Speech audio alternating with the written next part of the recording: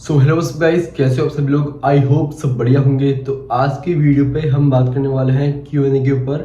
And मैंने अभी recently Instagram में Q&A रखा था, तो उसमें बहुत सारे आपके डाउट्स या आपके क्वेश्चंस जो भी हैं वो आए हैं, तो उनके ऊपर आज हम डिस्कस करने वाले हैं। तो मैं सारे क्वेश्चंस के आंसर तो नहीं दे पाऊंगा, लेकिन जो मेन है या जो इसके क्वेश्चंस लगभग सेम ही है, तो उनके ऊपर आज हम बात करने वाले हैं। तो मेरे पास बस एक ही फ़ोन था, तो मैंने वहाँ से नोटबुक में नोट कर दिए सारे क्वेश्चंस। तो पहला क्वेश्चन आया है कि your four arm size.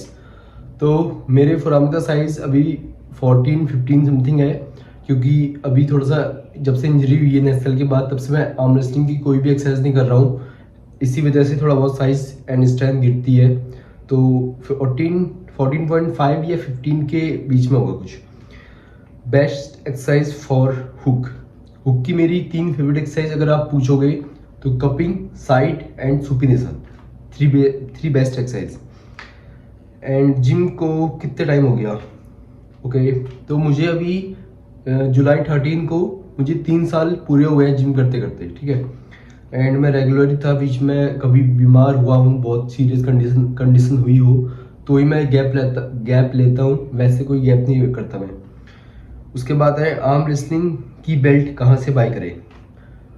Okay, जो आर्म रेसलिंग की बेल्ट होती है, अगर आप गूगल में सर्च करोगे कि आर्म रेसलिंग बेल्ट, तो वहाँ भी मिल जाएगा। लेकिन उसके अलावा अगर आपको थोड़ा सस्ते में चाहिए या जुगाड़ बनाना है, तो आप कोई भी पुरानी बेल्ट होती है या कोई भी कपड़ा है, उसको आप फोल्ड करके कर सकते हो। ऐसा कुछ नहीं कि हमें हमारी एक्सरसाइज बस बेल्ट से ही होगी या कैसी भी होगी।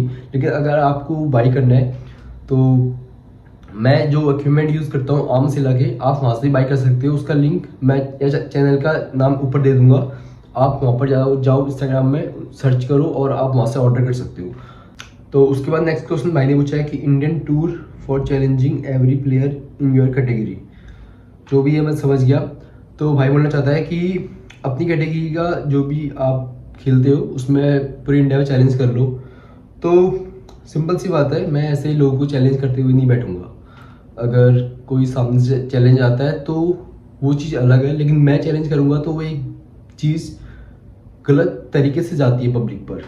अगर बाय द वे कभी मैच होता है, नेशनल्स खेलो, एशियन खेलो, उसमें पता लग जाता है कि कौन कैसी कैटेगरी में। अभी मैं नेशनल में जीत कर आया हूँ, अपनी कैटेगरी में मैं ऊपर हूँ।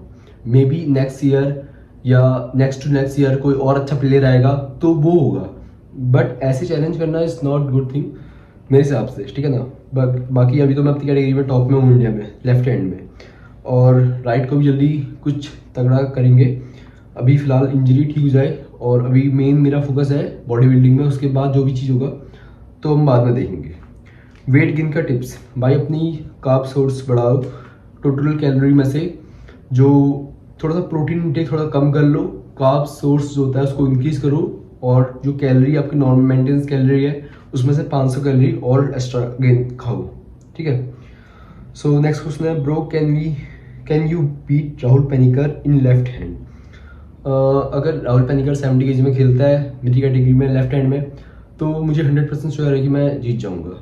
लेकिन अभी जो इंजरी हुई है, अभी इतनी बुरी इंजरी हुई है कि अभी अगर 50 kg का टॉप इंडियन आर्म रेसलर आएगा तो वो भी मेरा हाथ इजीली खोल देगा। लेकिन मुझे पता है कि मेरी स्ट्रेंथ कितनी है। तो एंड जो भी मैच हुआ था मेरा नेशनल में, एक बाउट में हारा था। सच बता रहा हूँ, दिल से बता रहा हूँ, ऐसा कोई ईगो नहीं है। मैं हारता हूँ वो भी बताता हूँ, जीतता हूँ तो वो भी बताता हूँ सभी को कि क्या हुआ था उसमें। पहले राउंड में ही मैंने ज़्यादा वो ऑफ वगैरह करा नहीं था। तो पहले राउंड में कौन सा ऐसा जर्क पड़ा या कुछ हुआ, वो मसल में टियर हो गया था, जिसकी वजह से मैं प्रॉपर स्ट्रेंथ नहीं लगा पा रहा था। मेरा गेम अगर आप देखोगे तो कब करके साइड मारने वाला है, कब करके प्रोनेट करने वाला है, लेकिन मैंने सारे गेम टॉप निकाले हैं, कब मैंने किसी में नहीं करा है। बस ये जो राउंड में हारा था उसमें क्या हुआ था कि उसने मुझसे पहले टॉप निकाल दिया था, इसलिए उसके बाद गेम चला गया। तो ठीक था, उसको चांस मिल गया, एंड नेक्स्ट टाइम ये चांस किसी को नहीं मिलेगा। सो नेक्स्ट क्वेश्चन है, would you suggest about masturbation. अगर आपको मास्टरबेशन की बुरी लत है तो मैं यही सजेस्ट करूँगा कि अपना एक टाइम टेबल बनाओ, उसको फॉलो करो। अगर आप अपने रूटीन में बिजी रहोगे तो इन सब चीज़ों के बारे में आप सोचोगे नहीं, एंड अपनी फैमिली के साथ टाइम स्पेंड करो, किसी स्पोर्ट्स एक्टिविटी में इन्वॉल्व हो, चाहे वो जिम हो या बाहर कुछ भी हो, जो भी आपको पसंद है। तो इससे क्या होता है, आपकी लाइफस्टाइल बिजी रहती है एंड आप खाली वेले नहीं बैठे रहते हो।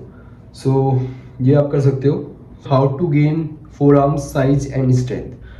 तो फोर आर्म का साइज बढ़ाना है तो आपको खुद से बल करना होगा, हैवी लिफ्ट करना होगा। उसी के साथ साथ अगर आप हैवी लिफ्ट करोगे, वेट बढ़ाओगे, तो ऑटोमेटिकली आपका जो फोर आर्म्स का साइज है वो गेन हो जाएगा और स्ट्रेंथ भी अच्छी खासी आप गेन कर लोगे। रिस्ट साइज ग्रो करने का टिप्स। तो अगर आपको रिस्ट का साइज ग्रो करना है तो देखो, बोन वेट तो ग्रो नहीं हो सकता, लेकिन जो आपकी मसल्स हैं वो ग्रो हो सकती है, जिसके कारण क्या होगा, आपकी रिस्ट भी थोड़ी बहुत मोटी हो सकती है। तो आप रिस्ट कर्ल कर सकते हो, मेन कपिंग कर सकते हो, ये सब आपकी रिस्ट का साइज ग्रो करने में हेल्प करेगी। एज मेरी अभी अक्टूबर 21 को मेरी 22 साल का हो जाऊंगा, मैं 22 ईयर का हो जाऊंगा, ठीक है। तो इसके बाद है मसल गेन के लिए प्रोटीन ठीक है या गेनर है। तो प्रोटीन ठीक है अगर आपको क्लीन मसल मास गेन करना है तो। एंड योर हाइट, मेरी हाइट 172 सेंटीमीटर है। एब्स नहीं आ रहे हैं।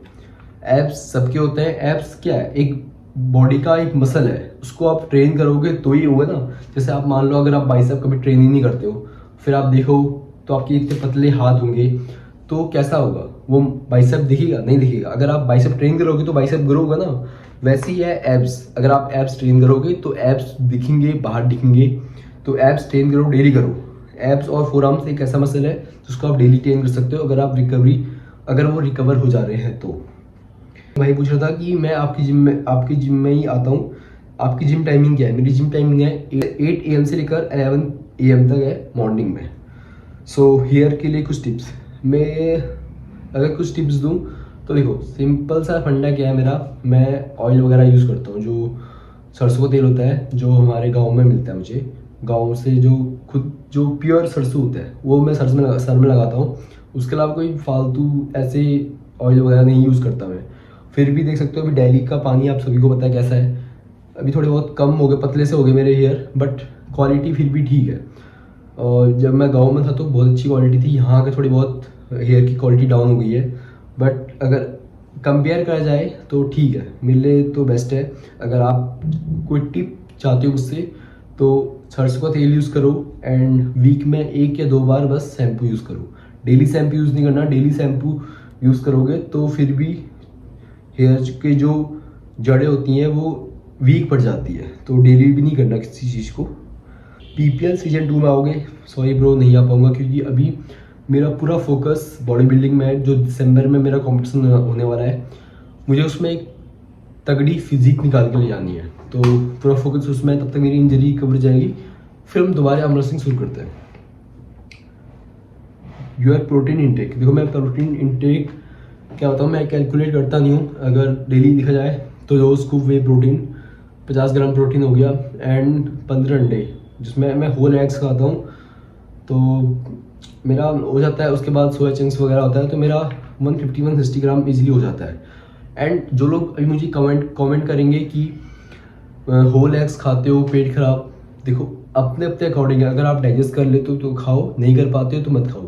बीच में मुझे बहुत सारी प्रॉब्लम होती थी, तो मैं 5 अंडे 2 अंडे भी डाइजेस्ट नहीं कर पाता था, तो मैंने उस चीज़ को स्ट्रॉन्ग करा। तो अब मैं 15 अंडे भी खाता हूँ तो भी इजीली डाइजेस्ट कर लेता हूँ। यहाँ तक कि मुझे पता है कि अगर मैं 20 अंडे खाऊंगा तो भी मैं डाइजेस्ट कर लूँगा, ठीक है। तो अपने अकॉर्डिंग उस चीज़ को रखो। अगर आप डाइजेस्ट नहीं कर पा रहे हो तो कोई फ़ायदा नहीं है, वो सारा वेस्ट होकर आपका बाहर हो जाएगा। जो भी आप खा रहे हो बॉडी में नहीं लगेगा। तो उतना ही खाओ जितना आप डाइजेस्ट कर पा रहे हो। उसके साथ फाइबर वाली चीज़ें ज़्यादा खाओ, जैसे हो गया सैलेड वगैरह हो गया, एंड दही वगैरह खाओ, कर्ड खाओ। तो उनसे क्या होता है, वो आपको हेल्प करते हैं आपका जो खाना है वो पचाने में। उसके बाद are you natural, yes bro. कहाँ से लगता हूँ यार मैं सामान वाला बंदा। बेस्ट प्री वर्कआउट, मैं रेथिक्स का प्री वर्कआउट यूज़ करता हूँ, जो मसल ब्लेज का है। एंड अगर आपको वो बाई करना है तो उसका लिंक मेरे डिस्क्रिप्शन में दिया होगा, वहाँ से जाओ बाई करो। और मेरा कूपन कोड यूज़ करना बाबा MB।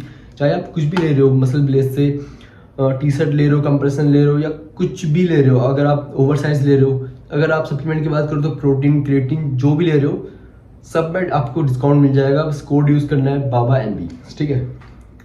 एंड मैं उन्हीं के सारे प्रोडक्ट्स यूज़ करता हूँ, मैं आपको बता दूँ। सो नेक्स्ट है कि आर्म रेसलिंग में करियर। सो ये बहुत ही इंटरेस्टिंग सवाल है मेरे लिए, क्योंकि बहुत सारे लोग वीडियोस बनाते हैं, आर्म रेसलिंग कर रहे हैं, लेकिन उनको पता नहीं कि आर्म रेसलिंग में करियर कैसे हम बना सकते हैं। तो देखो, मुझे पता है कि जितने भी आप टूर्नामेंट खेल लो, मंथली आप इतनी इनकम जनरेट नहीं कर पाओगे कि आप घर में दे पाओ, ठीक है ना। तो एक चीज़ जो बेस्ट है वो है सोशल मीडिया। चाहे आप आर्म रेसलिंग करो, बॉडी बिल्डिंग करो, सोशल मीडिया एक ऐसी चीज़ है जो यहाँ से यहाँ पहुँचा सकती है आपको। लेकिन अगर आप सोशल मीडिया यूज़ नहीं कर रहे हो, आप बहुत अच्छे आर्म रेसलर हो, तो कोई फ़ायदा नहीं है आपके। अभी मैं नेशनल गया था तो उसमें मेरे 30,000 रुपये लगे थे, बट वहाँ से रिटर्न में क्या मिला? कुछ नहीं। मुझे पता था कुछ नहीं मिलेगा, लेकिन मुझे एक टैग चाहिए था नेशनल रिकॉर्ड का, वो मुझे मिला। मैं पैसों के लिए नहीं गया था, ठीक है ना, बट मुझे आर्म रेसलिंग ने बहुत कुछ दिया है। सोशल मीडिया में जो भी कमा रहा हूँ, स्पॉन्सरशिप आया है, एंड कैमरा लिया है मैंने बहुत सारी चीज़ें अभी करी है। फैमिली के लिए मैंने बहुत सारा करा है, अभी करने की सोच रहा हूँ। एंड साथ ही साथ ये सब चीज़ें एक आर्म रेसलिंग बॉडी बिल्डिंग ने तो दी है। वो कैसे? क्योंकि मैंने अपने ऊपर काम करा, नॉलेज गेन करी, फिर नॉलेज आप लोग को प्रोवाइड कराई थ्रू सोशल मीडिया, एंड फिर सोशल मीडिया में आप लोगों ने मुझे देखा, मुझे फॉलो करा, ठीक है। उसके थ्रू क्या हुआ? पैसा जनरेट हुआ, आधा पैसा गया जो इसके सोशल मीडिया के टीम है उसके पास गया, आधा मेरे पास आया, ठीक है ना। अगर आप यूट्यूब की बात करो, इंस्टाग्राम की बात करो, तो अगर मेरे अच्छे खासे फॉलोवर हैं, मैंने किसी प्रोडक्ट को प्रमोट करा तो उसके पैसे मिलते हैं। तो ऐसे आप पैसे कमा सकते हो, और ये पैसे आप लगाकर अपने घर चला सकते हो, और साथ ही साथ अपने ऊपर भी लगा सकते हो। तो मैं बोलूँगा कि अगर आपको बेस्ट टिप चाहिए आर्म रेसलिंग में करियर बनाने के लिए, तो सोशल मीडिया में इन्वॉल्व हो। अपनी हार जीत जो भी है सोशल मीडिया पे दिखाओ, रियल बन के रहो। ऐसा नहीं कि मैंने इसको हरा दिया, मैंने उसको हरा दिया, आज इसको हरा दिया, कि किसी मैंने टॉप आर्म रेसलर को तुमने ऐसे करके हरा दिया तो उसकी वीडियो डाल दी, उसकी 10 वीडियो डाल दी, तुमने ट्रोल कर दिया, तो इससे कोई सक्सेस नहीं मिलने वाली। डालो, मैं मना नहीं कर रहा हूँ, बट एक डालने का तरीका होता है, एक चीज़ होता है। जैसे मैंने देखे बहुत सारे ऐसे होते हैं, पहले सामने बोलते हैं कि भाई ये भाई वो भाई आप अच्छी वीडियो बनाते हो, टिप अच्छी देते हो, एंड थोड़ा बहुत फिर वो अगर मैच ऐज होता है तो फिर थोड़ा बहुत या तो हाथ वो यहीं रोक देते हैं मेरा, या तो हारते भी नहीं। ऐसे तो आधे तो ऐसे बंदे हैं जो मुझसे हार जाते हैं फिर वीडियो डालते हैं कि साइको बाबा को मैंने इतनी देर रोक दिया। कोई ऐसा है कि गलती से या बाई चांस उनका दिन था उस दिन कि वो जीत गए, तो 100 वीडियो उनने पेल दी कि भाई साइको बाबा को हमने हरा दिया, ये वो। बट उससे क्या होगा? उससे कुछ नहीं होने वाला, ना ही वो एक लेवल अचीव कर पाएंगे, ना ही कुछ कर पाएंगे, मुझे पता है। एंड अगर आपको सोशल मीडिया में ग्रो करना ही है तो रियल बनो, जो आपका पर्सनल, जो आपका कैरेक्टर है वो दिखाओ पब्लिक को, एंड जो आपकी नॉलेज है वो शेयर करो, तो आपको एक रिस्पेक्ट भी मिलेगी, एक अच्छी फैमिली भी आप अचीव कर पाओगे, ठीक है। एंड साथ ही साथ वो पैसा भी कमा पाओगे। एंड उसके बाद है रिस्ट पेन होता है क्या आपका वर्कआउट आर्म रेसलिंग करते टाइम? हाँ, रिस्ट पेन सबका होता है। रिस्ट पेन के सारे एंगल्स पेन होते हैं। रिस्ट हो गया, बाइसेप हो गया, ये गोल्फर वाला एंगल हो गया, वो सारे एंगल्स पेन करते हैं। सो आज के लिए इतना ही था। कुछ और डाउट्स अगर आपको लगे तो हम बहुत जल्दी Q&A रखेंगे। इंस्टाग्राम में मुझे फॉलो कर लेना, लिंक डिस्क्रिप्शन में दिया होगा। और साथ ही साथ अगर आप कुछ और भी चीज़ पूछना है तो आप नीचे कमेंट कर देना। मिलते हैं नेक्स्ट वीडियो में, तब तक के लिए bye bye, take care, love you all.